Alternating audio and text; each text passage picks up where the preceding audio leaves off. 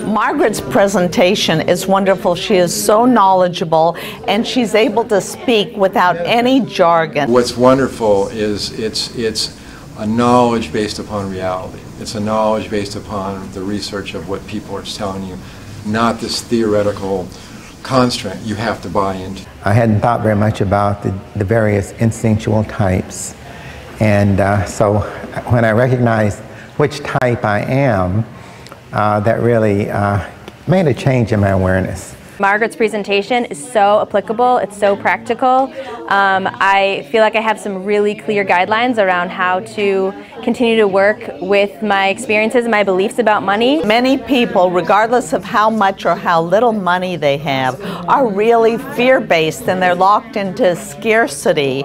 Perhaps the most powerful thing is how we're sabotaging ourselves with finances, and then what we can do instead to create abundance. I think what I really like is this last thing that she developed, the 9 money domains, and to look at it in a way where I can really pinpoint my difficulty and see how it relates to the Enneagram with money. Anyone can free themselves from the lack mentality. And so by learning what I don't know yet, I can then open up to my blind spots. I can then be teachable and be more educated about different ways to expand my relationship with money, expand my wealth, be more prosperous. But it's really not about money, because when you talk about the Enneagram, it's really more than that. But our relationship with thriving and love and scarcity and lack is such needed. You can really relate to all aspects of your life. I mean, you can relate it to love, money, relationships. As we go through all the 9 types, I go to each family member and to try to figure out which type they are and how I can help them with this information. There's always room for growth in a person's life. So I think that the more insights you gain into understanding yourself, the more it leads to the joy and happiness and bliss in life.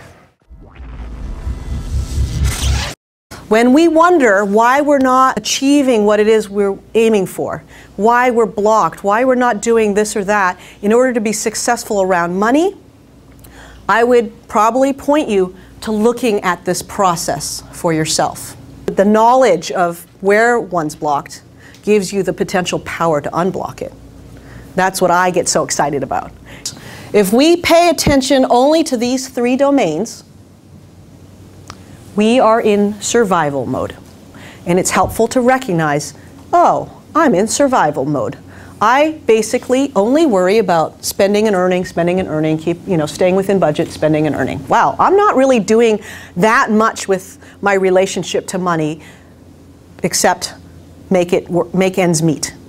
If I'm in a make ends meet mode, then I'm not in thriving mode. I'm in some way very much locked in scarcity mode. Because I can't see anything bigger to this thing about money. I'm not connecting to my purpose. I'm not connecting to the bigger vision. And I'm not connected to how I can manifest what I want. Hope you're curious now. So, in order to move from survival mode and the scarcity mode and the fear that's around the survival mode, we need to journey around. And when we finally put it all together, we can move from surviving and fear and scarcity thinking to purpose and thriving.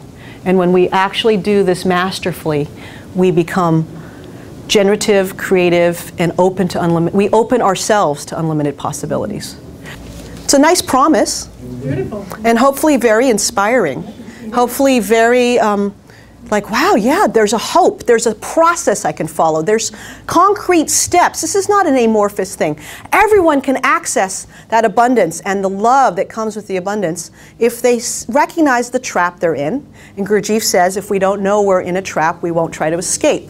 So the beauty of this is that we get to see how we're trapped, in what particular way, and in what particular domain we're blocked and trapped. It's such a powerful technology. And everyone can do it. And here's like a map for how we do it. That's the promise.